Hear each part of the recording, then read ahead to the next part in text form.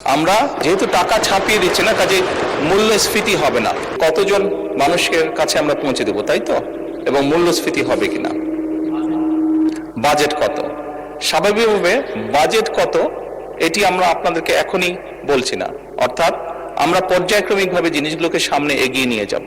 আমাদের এক একটি কৃষক কার্ড এবং এক একটি ফ্যামিলি কার্ডে আমরা রেখেছি কৃষক কার্ড যারা পাবেন সেই সকল কৃষক ২৫০০ টাকা পাবেন বছরে, এবং ফ্যামিলি কার্ডে যারা পাবেন তারা সে সকল নারী প্রতি মাসে ২৫০০ টাকা পাবেন। আমরা যেহেতু প্রতি মাসে এটিকে এক্সটেন্ড করতে থাকবো, অর্থাৎ অধিক সংখ্যক নারী কৃষক কার্ড পাবেন, অধিক সংখ্যক কৃষক কার্ড পাবেন। একবারে সবাইকে দিচ্ছে না, পৃথিবীর কোনো দেশের পক্ষে একবারে সেটি সম্ভব না করা। সেই জন্য প্রতি বছরই আমরা বাজেটের স্যাংশন বাড়াবো, প্রতি বছরই বাজেটে আমরা টাকা অ্যালোকেট করব। এভাবে পর্যায়ক্রমিকভাবে ধীরে ধীরে আমরা এগোবো। এবং অবশ্যই বাজেটের প্রাধান্য পাবে। এবং আপনি যেটা বলেছেন মূল্যস্ফীতি হবে কিনা, আমরা তো টাকা ছাপিয়ে দিচ্ছি না। আমরা যেহেতু টাকা ছাপিয়ে দিচ্ছি না, কাজে মূল্যস্ফীতি হবে না।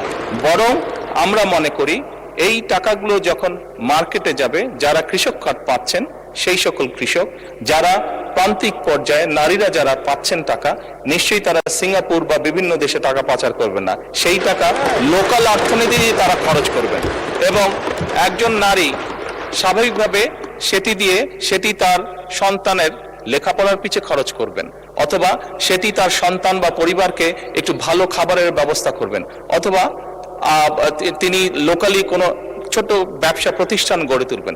ফলে যেটা হচ্ছে, যেই টাকাটা সরকারের কাছ থেকে তার কাছে যাচ্ছে সেই টাকাটা লোকাল ইকোনমিকে শক্তিশালী করছে, লোকাল ইকোনমিতে সেটি রোটেট করছে। যেমন একজন নারী যখন সেই টাকাটি পাবেন, উনি যদি একটি মুদির দোকানে গিয়ে সদাই করেন, এরকম ওনার আশেপাশে যারা সেটি পাবেন, আরো যে সকল পরিবার, আরো যে সকল নারী পাবেন, তারা সকলে যখন ওই মুদির দোকানে যাবেন, স্বাভাবিক সেই মুদির দোকানের সেল বাড়বে। সেই মুদির দোকানে যখন একজন কর্মচারী যদি এখন থেকে থাকে, 1 মাস পরে বা 2 মাস বা 3 মাস পরে সেই মুদির দোকান মালিক দেখবে যে আমার একজন কর্মচারী দিয়ে হচ্ছে না, তখন সে আরেকজন কর্মচারী নিয়োগ করবে। ফলে কি দাঁড়াচ্ছে, কর্মসংস্থান হচ্ছে, এবং সেই কর্মচারী 2 জন বেতন পাবে।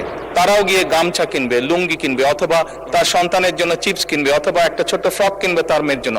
ফলে লোকাল ইকোনমি আস্তে আস্তে স্ট্রেনদেন হবে, লোকাল ইকোনমি আস্তে আস্তে বড় হবে। কাজেই মূল্যস্ফীতি হবে বলে আমরা মনে করি না, আমাদের কোনো রিসার্চে মূল্যস্ফীতি বলে না, বরং অর্থনীতি আরো সচল হবে, অর্থনীতি আরো স্ট্রেনদেন হবে।